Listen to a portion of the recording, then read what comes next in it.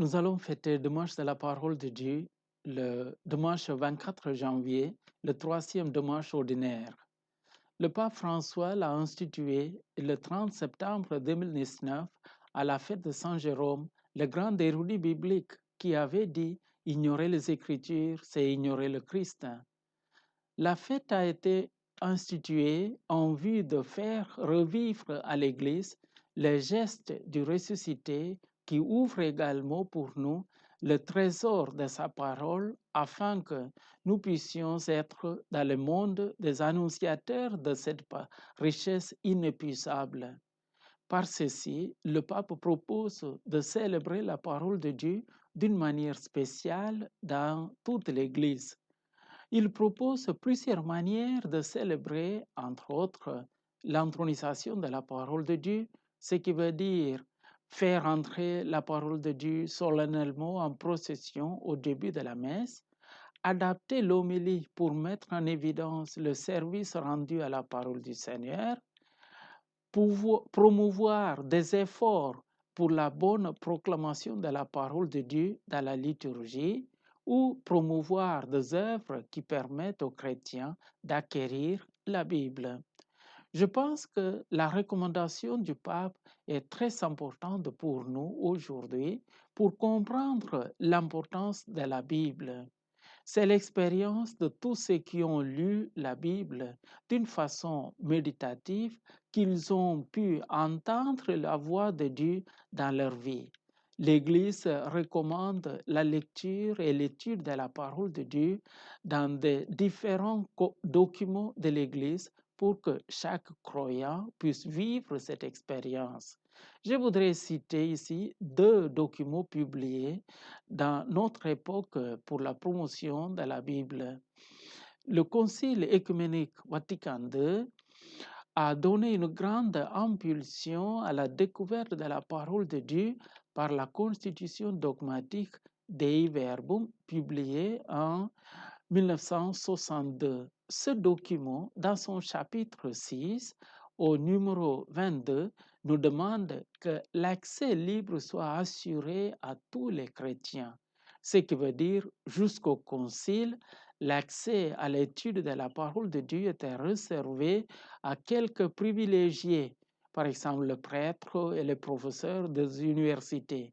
Désormais, tous les chrétiens ont le droit de posséder une Bible, de la lire et de l'étudier. Pour rendre encore plus évident la volonté de l'Église, le pape Benoît XVI a convoqué en 2008 une assemblée du synode des évêques sur le thème La parole de Dieu dans la vie et dans la mission de l'Église, à la suite de laquelle il publia l'exhortation apostolique Verbum Domini, qui nous recommande au numéro 73 l'animation biblique de toute la pastorale qui permettra la rencontre personnelle avec le Christ qui se communique à nous dans sa parole. Ce qui veut dire toute la pastorale de l'Église doit être imprégnée de la parole de Dieu. La grande question que nous allons poser, quelle est cette expérience de Dieu que la Bible nous communique? Nous allons jeter un coup d'œil dans la Bible. Nous pouvons donner une définition très simple à la Bible. Elle est la parole de Dieu écrite dans des paroles humaines pour notre salut. La Bible est divisée en deux parties. La première partie est appelée l'Ancien Testament et la deuxième partie, le Nouveau Testament. Parlons d'abord de l'Ancien Testament. Le mot testament, testamentum en latin, veut dire alliance. Il est ainsi nommé à cause d'une alliance que Dieu avait conclue avec le peuple d'Israël au mont Sinaï. Nous la lisons en Exode chapitre 19 au 24. L'Ancien Testament contient 46 livres que nous pouvons diviser en 4 sections. La première collection de 5 livres est appelée le Pentateuque ou les 5 rouleaux ou les livres de la loi ou la Torah en hébreu. Ces livres représentent les lois que Dieu avait données au peuple d'Israël. Le peuple croyait qu'en mettant ces lois en pratique, il pouvait vivre en communion avec Dieu. La deuxième collection est appelée les livres historiques. Il ne faut pas comprendre le terme historique dans le sens moderne du terme. Il ne s'agit pas d'une narration ordonnée des événements déroulés dans le passé, mais c'est une réflexion théologique d'un peuple sur les événements déroulés dans leur vie dans une époque donnée.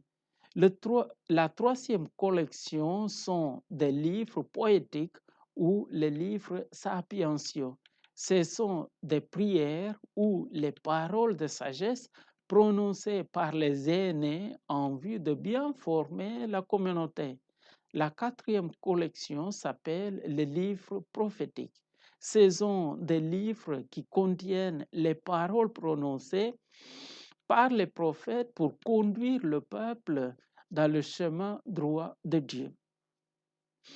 Tous ces livres sont décrits en hébreu ou partiellement en araméen. La deuxième partie de la Bible est appelée le Nouveau Testament. Ils contiennent les paroles et les actions de Jésus. En d'autres mots, sa vie, ses paroles, ses œuvres et le récit de sa mort et de sa résurrection.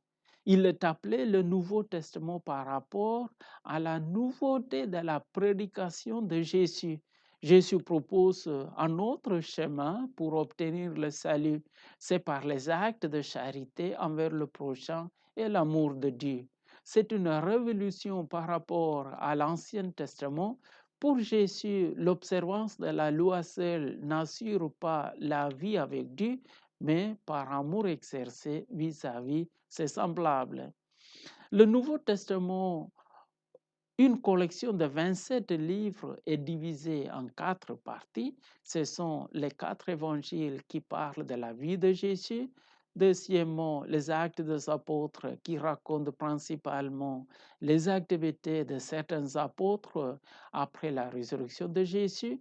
Troisièmement, les épîtres de Paul qui sont des correspondances entre Paul et des différentes communautés chrétiennes où Paul répond aux questions concernant la vie chrétienne dans la communauté. Finalement, le livre d'Apocalypse, qui est un livre écrit dans une période de persécution des chrétiens. Il emploie un langage symbolique compréhensible seulement par ceux qui sont initiés. Il proclame la victoire finale du Christ ressuscité sur le mal, les persécuteurs. Est-ce que ces livres qui ont été écrits dans une période lointaine ont quelque chose à nous dire aujourd'hui? Comment diminuer la distance entre la rédaction et le temps de la rédaction et le temps de lecture? C'est la manière de lire ces livres qui nous donnera le sens. Ces livres contiennent les expériences de Dieu faites par des peuples. Pour comprendre cela, nous devons lire ces histoires avec les yeux de la foi. La foi est une curiosité de savoir comment Dieu a parlé aux gens et comment ils ont répondu à ses paroles. Ainsi, l'Ancien Testament nous raconte les expériences de la foi du peuple d'Israël et le Nouveau Testament nous raconte la foi des disciples et la communauté chrétienne. Il est vrai que dans l'Ancien Testament, il y a beaucoup de paroles qui ne sont pas acceptables pour la mentalité d'aujourd'hui. Mais n'oublions pas que le texte a été écrit en empruntant le genre littéraire et la manière de voir du monde d'une époque éloignée de nous.